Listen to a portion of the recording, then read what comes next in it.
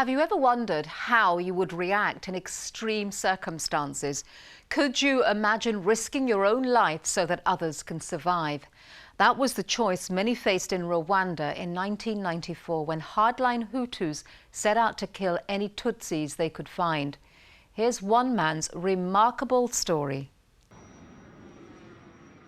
In the heart of the capital city of Rwanda stands an orphanage. Children fill the playground. Laughter fills the air.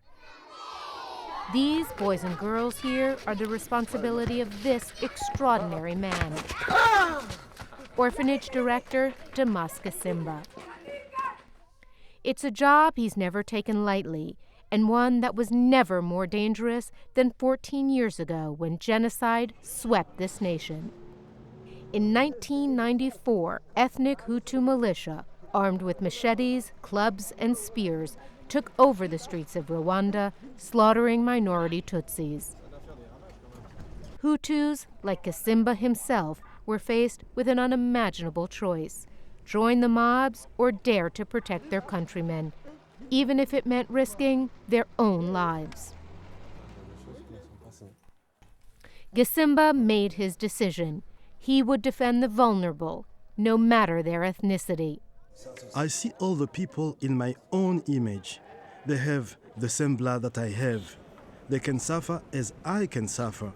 If we had to die, it was necessary for us to die together. Tutsi children, women, and men began flooding into the orphanage. As news of this haven spread, within weeks the number of people in his orphanage swelled to some 400. There were so many people. We would put them everywhere. 5 to 6 children were put on one mattress. People couldn't breathe.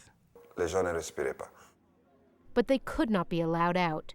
Hutu attackers came to the orphanage every single day. Most times, they demanded payment. In the beginning, they wanted to take vehicles and items. I would give them things like money and food, and they would go. But they came back. The women the militia were searching for, we hid them under the beds. For the men, I hid them in the ceiling. Still, other Tutsis hid here, in this bathroom in the orphanage's infirmary, just a few feet away from their would-be killers, many of whom came here when injured.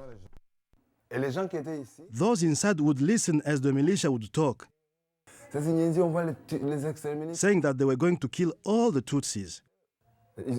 They lived in torture.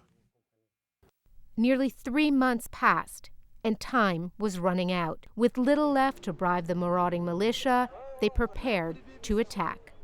Gasimba, once again risking his life, left to seek help, but was forced into hiding.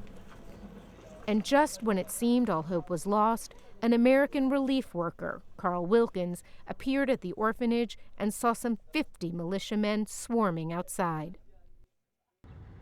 With the clock ticking, Wilkins found help, and on July the 1st, 1994, a group of Rwandan police raced those in the orphanage to safety in a church in the city center.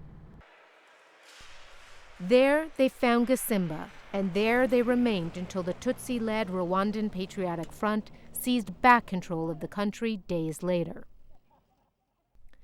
By then, some 800,000 Rwandans had been massacred. All but 8 of the people Gasimba hid were saved. In 2006, Gasimba was awarded the Presidential Medal of Honor for his heroic actions during the genocide. He's hoping his own experience inspires others. I think that in order not to abandon someone like yourself, someone in trouble, you must, above all, have love. And we must teach our children only good.